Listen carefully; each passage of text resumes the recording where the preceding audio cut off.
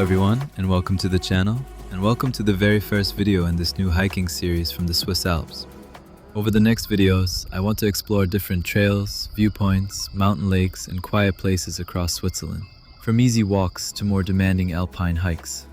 And today, we are starting with a hike to Stockflue, a scenic viewpoint located high above Brunnen in the Canton of Schwyz. At 1,136 meters above sea level, Stockflue is not one of the highest peaks in Switzerland.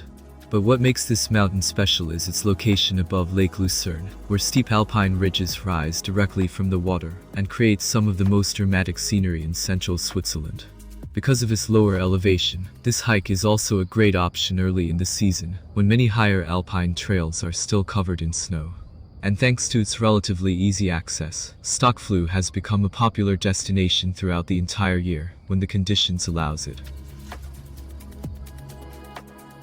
I decided to make the hike a little shorter by taking the cable car from Urmiberg Talstation above Brunnen. The ride itself already gives you beautiful views over Lake Lucerne and the surrounding mountains, and it saves quite a bit of elevation before the actual hike begins. A return ticket currently costs around 24 Swiss francs, depending on the season. From the upper station, the hike to Stockflue is actually quite short. It takes roughly 20 to 30 minutes to reach the summit area, and for most of the trail, the route is relatively easy and enjoyable. But the final section below the summit is a completely different story. The last climb becomes much steeper and more exposed, with ladders, fixed ropes, and metal steps helping hikers reach the top. This part is definitely not for everyone, especially if you are uncomfortable with heights or exposed terrain. Still, the effort is absolutely worth it. Once you reach the summit, you are rewarded with an incredible panoramic view over the lake, the surrounding peaks, and the steep alpine landscape around Brunnen. For such a short hike, the payoff here feels surprisingly massive.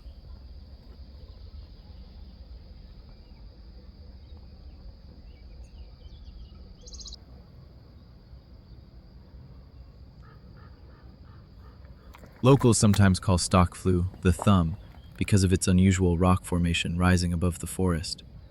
And once you see the summit from below, the nickname immediately makes sense. From the summit, the view opens up in every direction, but what really stands out are the iconic peaks of the region, the Kleiner Mythen and Großer Mythen. And what makes it even more special is how close these famous peaks feel from Stockflue, even though you're standing on a much smaller summit. It really puts the scale of the region into perspective.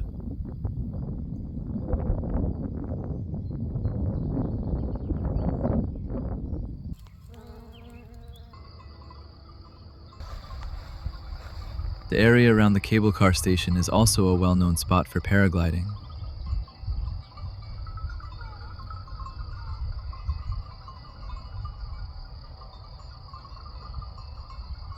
From Stockflue, I continue along the marked ridge trail towards another iconic peak of this region, Rigi Hochflue.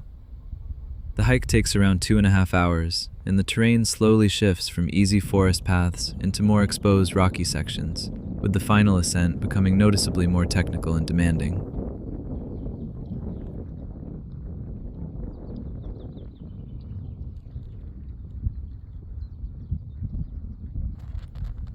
The route is officially marked as a white-blue-white alpine path, which already says a lot about what comes next. There are several ways to reach the summit, but all of them eventually converge into more technical terrain near the top.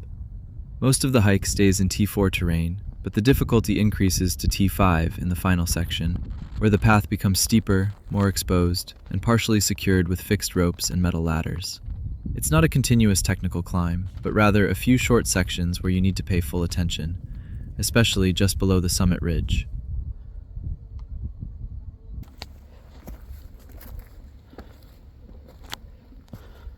The trail follows a ridgeline for a large part of the route, with sections that alternate between forest paths and more exposed rocky terrain.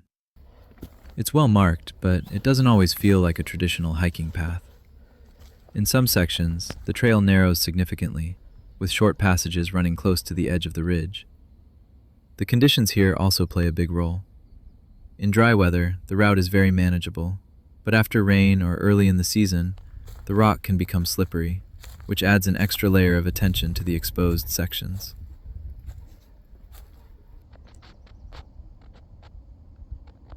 The ridge can get very narrow in places, and unfortunately, I've seen what that terrain is capable of firsthand. A hiker slipped on one of these sections, and even though it didn't end in a serious injury, he wasn't able to continue either up or down on his own. It was a reminder that even when you feel prepared, a single mistake in this kind of terrain can quickly turn into a situation where you're no longer able to move safely in either direction and suddenly depend on outside help.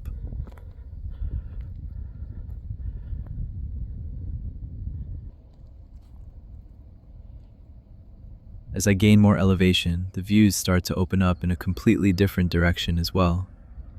On the other side of the ridge, the landscape stretches far into the distance, and ahead of me I can clearly see Lake Lucerne lying below.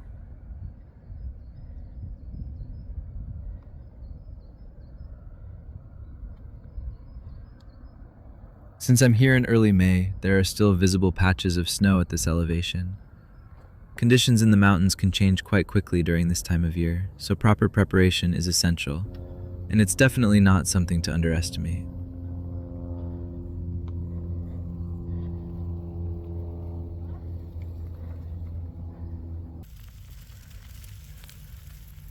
I've made it past the most difficult section, and from here it's just the final stretch through a quiet forested ridge before reaching the summit. And then I'm here, Rigi Hochflue, one of the most well-known peaks in central Switzerland, and easily one of the most impressive viewpoints in the region.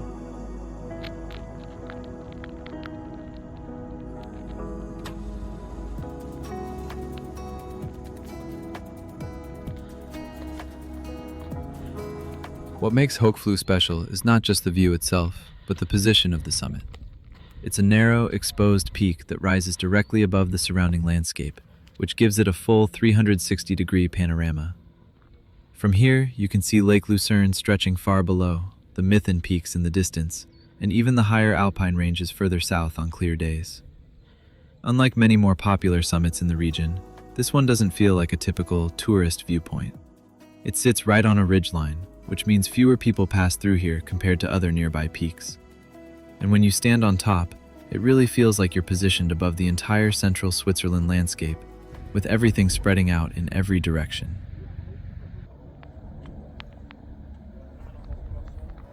Another peak that fits very well into this type of terrain is Witznauer Stock, which shares a very similar character and equally impressive views over Lake Lucerne and the surrounding mountains.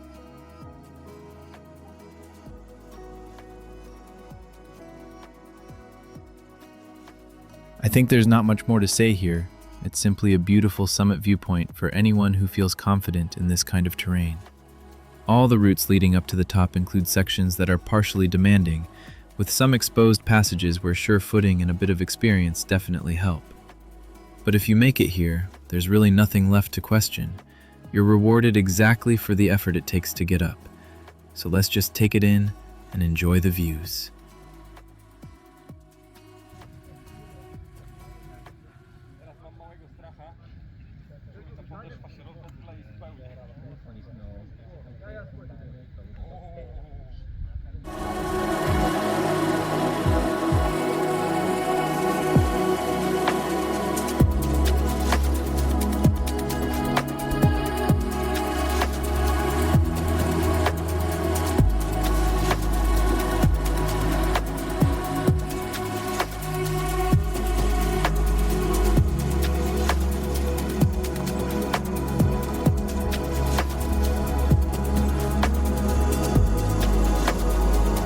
For the way back, I'm taking a different route than the one I used on the way up.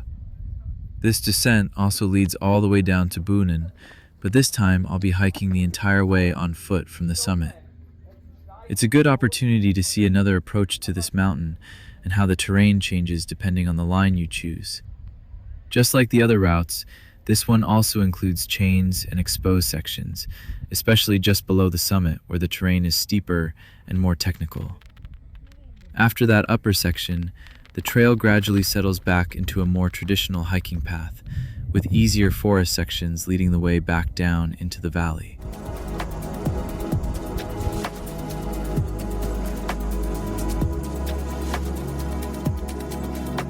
I'll just say this. If you enjoyed watching this hike, These two places are definitely worth visiting. In person, the scale, the silence, and the views feel even more impressive than what the camera can show.